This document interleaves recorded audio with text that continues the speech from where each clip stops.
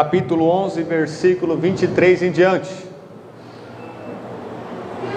Carta do apóstolo Paulo, a segunda carta aos Coríntios, capítulo 11, versículo 23. E eu vou ler a minha Bíblia na nova tradução linguagem de hoje.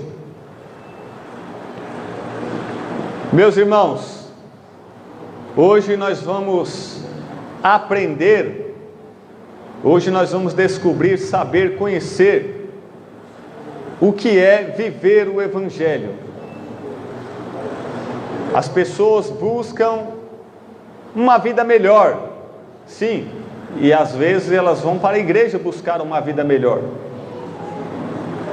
Mas qual é a vida que o Senhor nos oferece? Nós sabemos que o Senhor nos oferece uma nova vida. Mas será que essa nova vida que a Bíblia nos oferta é a mesma vida melhor que as pessoas às vezes desejam conseguir em nome de Deus?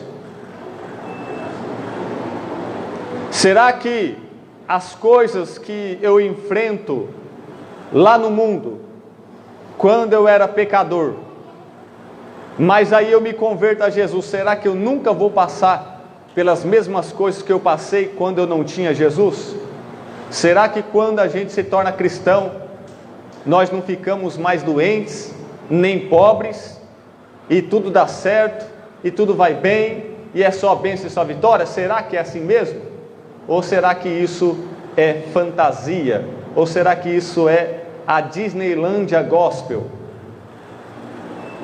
Então nós vamos pregar hoje sobre o viver o Evangelho. E é claro que a vida que nós vamos usar aqui de exemplo é do apóstolo Paulo. 2 Coríntios capítulo 11, versículo 23 em diante. Vamos ver aqui a vida maravilhosa que o grande apóstolo Paulo tinha.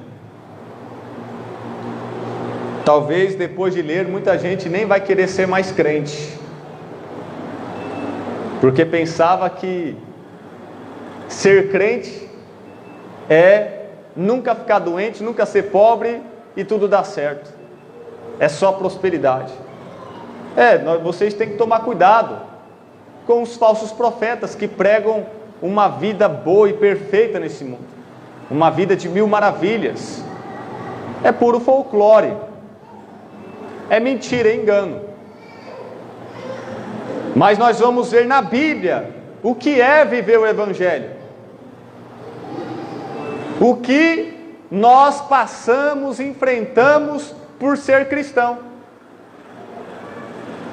E se nós explicarmos aqui hoje para vocês o que é realmente viver o Evangelho, então você vai sair daqui preparado e capacitado pelo poder da palavra de Deus, e não vai ficar mais assim todo frouxinho, fraquinho, coitadinho, porque você vai sair daqui fortalecido e revestido pelo Espírito Santo, pela palavra da verdade. Sim, porque se você comer comida forte, você vai ficar forte, mas se você comer comida fraca, vai ficar fraquinho. Todos acharam? 2 Coríntios capítulo 11, versículo 23 em diante. Agora vamos deixar a Disneylândia e vamos para a realidade da fé.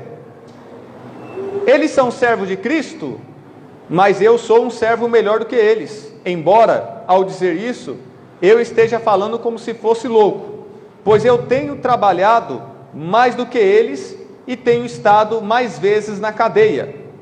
Tenho sido chicoteado muito mais do que eles e muitas vezes estive em perigo de morte.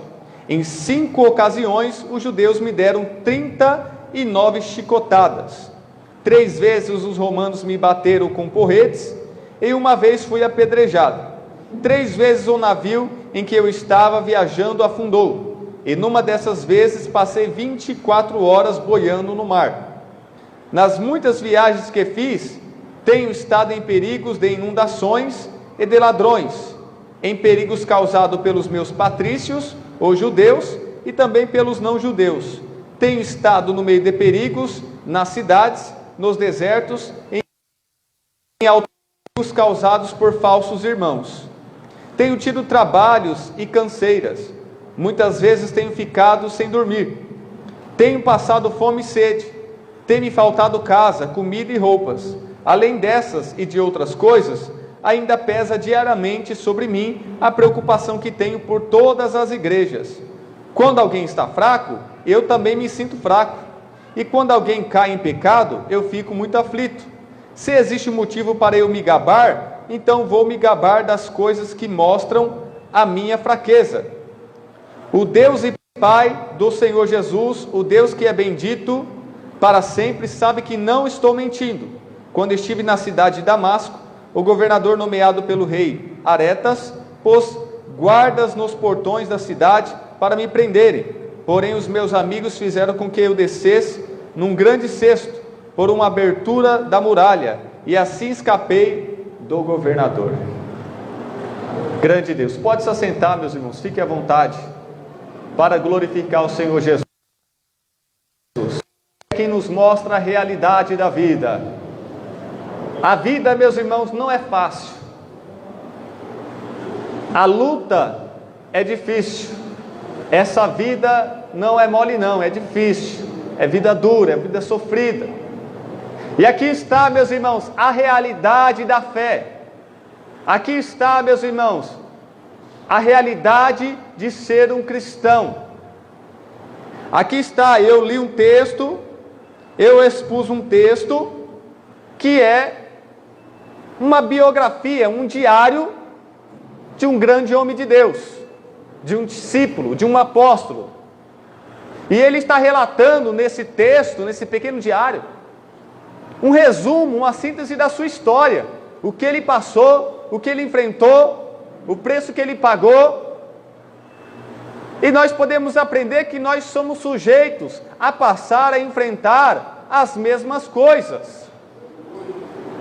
Que na verdade, nós não somos isentos do sofrimento. Porque o sol nasce para os ímpios e para os justos. Quando chove, chove para os justos e chove para os ímpios. O que é sujeito ao ímpio é sujeito a nós. A diferença só está na parte da solução.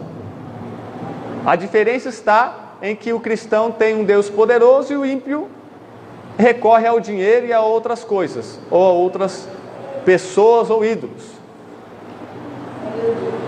Nós, nos dias de hoje, ouvimos muitas pregações, muitas mensagens. É só bênção, é só vitória. Nada de pobreza, nada de sofrimento, nada de dor. É tudo dando certo, é tudo indo bem, é só prosperidade, é só fama, é só sucesso, é só coisas boas.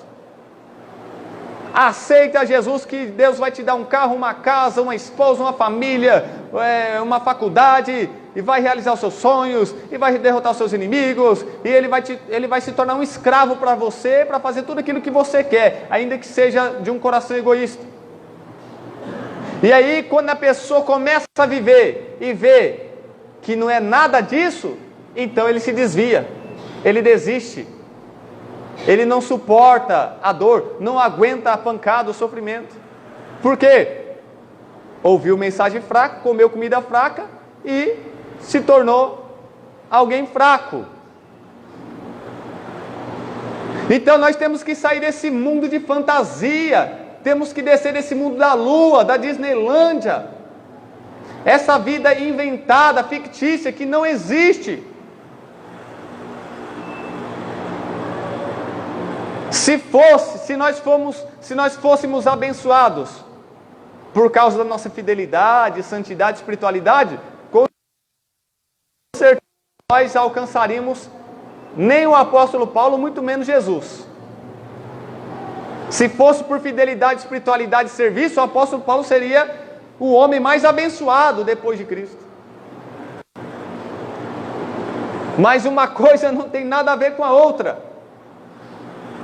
Nós estamos ainda nesse mundo corrompido pelo pecado. Nós estamos ainda numa carne estragada pelo pecado.